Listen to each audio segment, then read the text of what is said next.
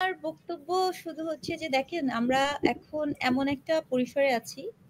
আমি বহু আগে থেকে আমি বারবার বলছিলাম যে যেটা হচ্ছে এই যা কিছু হওয়া আফটার 5th অগাস্ট এটা ভীষণ রকমের অদূরদর্শিতা এবং একটা ব্যর্থতা, এবং এই ব্যর্থতা দায় নিতে হবে আমাদের পলিটিক্যাল পার্টিগুলোকে। পলিটিক্যাল পার্টি, আমাদের নেতৃবৃন্দ, যাদের কাছে আমরা প্রত্যাশা রাখি তাদেরকে। আর এক্ষেত্রে আমি কিন্তু ব্যক্তিগতভাবে ডক্টর ইউনূসকে কিছুই দিব না। কেন দিব না? কারণ আমি তো বললামই যে উনার সম্পর্কে আমাদের একটা অ্যাসেসমেন্ট আছে যে উনি আসলে কনসার্ন না। কিন্তু আপনি তো কনসার্ন। একটা জিনিস বোঝা খুব জরুরি। দেখেন, এই কথাটা আমি বিনয়ের সাথে বিএনপির যিনি প্রধান আছেন জনাব তারেক রহমানকেও বলবো। একটা বিষয় বোঝাটা খুব জরুরি।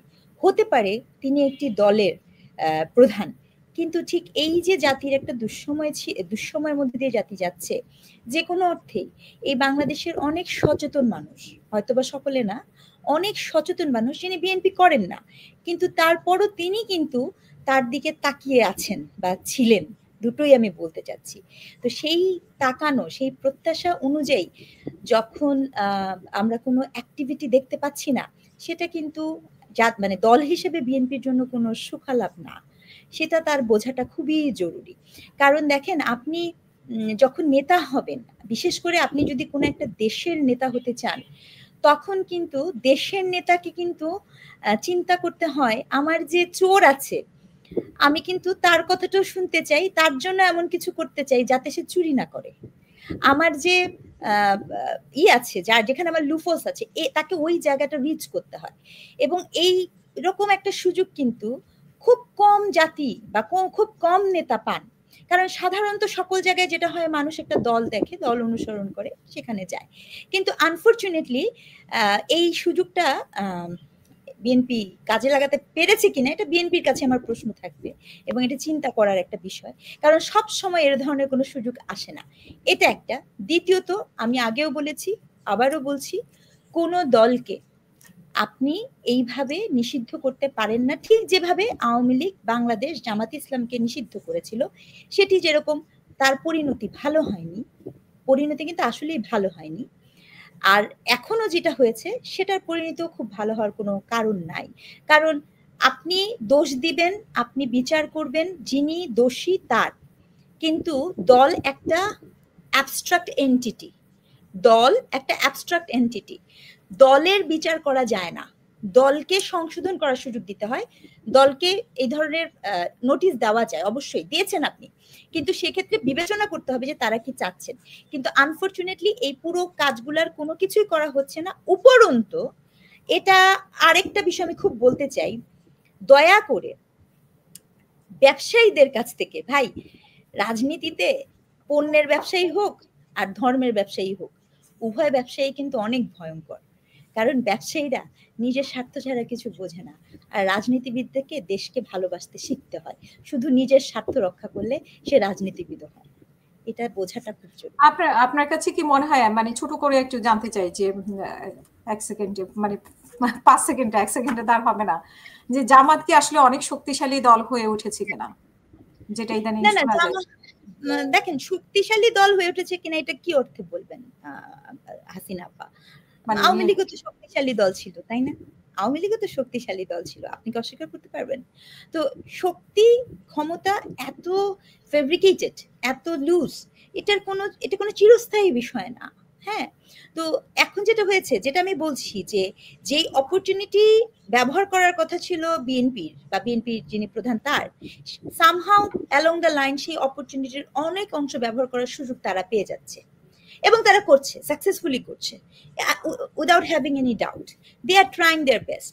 এই যে আমরা যে পরিমাণ এখন জামাত নিয়ে কথা বলি, এটা তো জামাত কখনো কল্পনাই করেন নাই। সকাল বিকাল আমরা তো তাকে কথা করছি। বিএনপি তো জামাতকে একটা গুরুত্বপূর্ণ দল হিসেবে কাউন্ট করছে। এটা জামাতের জন্য তো অনেক বড় একটা অ্যাচিভমেন্ট, তাই নয় কি? তো সেক্ষেত্রে জামাত শক্তিশালী দল কিনা আমি এটা জানি না, কিন্তু আমি এটা জানি যে জামাত কিন্তু স্ট্র্যাটেজিক্যালি অনেক ধরনের স্ট্র্যাটেজি নিয়েছে, যেটা নিয়ে আপনার অন্য একটা শোতে একটা বিস্তার আলাপ করা যেতে পারে। যে স্ট্র্যাটেজি আসলে জামাতের যেই পলিটিক্যাল আইডিওলজি, তার আইডিওলজির সাথেই সাংঘর্ষিক। আমি আপনার সাথে আজকে বলে যাচ্ছি, আমি মোটেও বিচলিত হব না আগামী 1 মাসের মধ্যে জামাত ইসলাম যদি ৭১-এর মুক্তিযুদ্ধের জন্য ক্ষমা প্রার্থনা করে ফেলেন, আমি মোটেও বিচলিত হব না। আগামী 1 মাসের মধ্যে জামাত ইসলাম যদি তার নাম থেকে ইসলাম বাদ দিয়ে দিতে পারেন, আমি মোটেও বিচলিত হব না। জামাত ইসলাম যদি আওয়ামী লীগের সাথে মিলে এই ইলেকশনকে প্রত্যক্ষ ও পরোক্ষভাবে পার্টিসিপেট করে ক্ষমতায় চলে আসে। That need to understand. So এখানে যেটা দুঃখ, আমি কাউকে আদর্শ খুঁজে পাই না। আমি মানে কি আপনি কৌশলগত দিক থেকে জামাত অনেক এগিয়ে, এবং তাদের রাজনীতি কৌশলে তারা যে কোনো সময়ে যে কোনো পরিবর্তন আনতে পারে নিজে। যে পরিবর্তনগুলো আপনি বলেছেন আওয়ামী লীগের সাথে যেতে পারে বা না না, আওয়ামী লীগের সাথে যেতে পারে না। আমি এখানে এগেইন আমার গায়ের উপর কিছু নিব না, কারণ আপনার কমেন্ট বক্সে ওই যে কিছু মানুষ চলে আসে যারা অন্যের দ্বারা ইনফ্লুয়েন্স হয়, এখানে আমি তাদেরকে বরঞ্চ একটু লেখাপড়া করতে বলবো। আপনি শ্রীরাধা দত্ত উনি নিজেই লিখেছেন যে জামাত তাদের সাথে সম্পর্ক তৈরি করতে চাচ্ছে ইন্ডিয়ার সাথে, আপনি খেয়াল করে দেখবেন। এবং বিভিন্ন জায়গায় যদি আপনি একটুখানি করে দেখবেন তাদের পরিবর্তনের বিষয়টা আজকে এসেছে, আপনি দেখেছেন কিনা? ফরাদ মাজার বলেছে যে আমি দেখি নাই, এটা আমার অনুমান ছিল। আমি এই জন্য মানে কথাটা তুললাম যে ফরাদ মাজার বলছে যে সাথে শফিকুল আলম না শফিকুল ইসলাম উনি ছিলেন, বলছে যে জামাতের কালি মোছার জন্য ওদের নাম পরিবর্তন করা দরকার। আচ্ছা আচ্ছা, আমি দেখি নাই, আমি কিন্তু জাস্ট মানে হাইপোথেটিক্যালি কথাটা বলেছি যে আমি বিচলিত হব। I didn't see that. আমি দেখলাম যে শফিকুল ইসলাম চুপ করেছিলেন, শুনলেন, পাশে বসা ডক্টর শফিকুল ইসলাম। সো হ্যাঁ, এই কথাটা হয়েছে। সো নিশ্চয়ই তাদের একটা হতেই পারে। এবং আমি যেটা বলছি যে রিস্টোর, আওয়ামী লীগকে রিস্টোর করার ক্রেডিট আমাদেরকে না, আওয়ামী লীগকে রিস্টোর করার ক্রেডিট এই যে যারা দিনের পর দিন গত 1 বছরে মবের নামে দাঙ্গা করেছে, যারা নানাবিধভাবে এই যা কিছু করে গেছে, এই সকল দল এবং তাদের নেতৃবৃন্দকে দিবেন। আমাদের কি? To be very honest with you, it's not a part of us. But the fact is that আপনাকে যখন দেখানো হয় যে কি হচ্ছে, সেটা যখন আপনি দেখতে পারেন না, সেটা যখন আপনি acknowledge করেন না, আমি এই জায়গায় আবারও বলছি, you need to understand this is 2025. জামাত ইসলাম শক্তিশালী হতে পারে, কিন্তু এটাও আমি বলে দিচ্ছি, জামাত যদি ক্ষমতায় চলেও আসে, ধরেন ইউটোপিয়ান ধারায়, আপনার শুধু আমি এটাও বলে গেলাম, 6 মাসের বেশি একদিনও সে টিকতে পারবে না, ম্যাক্সিমাম 6 মান্থ। কেন জানেন? কারণ তার কোনো ভর নাই। ধোকাবাজি করে, স্ট্র্যাটেজি করে আমি আপনাকে সাময়িকভাবে অবশ্যই ধোকা দিয়ে যেতে পারি, কিন্তু সেটি কখনো আপনার প্রতি আমার শ্রদ্ধাবোধ তৈরি করে না, আপনার প্রতি আমার ভালোবাসা তৈরি করে না। বাংলাদেশের পলিটিশিয়ানদের জানা উচিত। আজকে আপনি জিয়াউর রহমানের কথা বলবেন, আমি শুধু জিয়াউর রহমান না, আমি একই সাথে শেখ মুজিবুর রহমানের কথাও বলতে চাই। শেখ মুজিবুর রহমান, জিয়াউর রহমান, এই যে দুটো নাম, এই নামের সাথে ভীষণ রকমের মানুষের আবেগ জুড়ে আছে। হতে পারে তাদের অনেক ভুল, হতেই পারে, সবাই ভুলের ঊর্ধ্বে তো না, কিন্তু আবেগ জড়িয়ে আছে। এই আবেগ জড়িয়ে থাকা, ভালোবাসা জড়িয়ে থাকা হচ্ছে নেতার গুণ।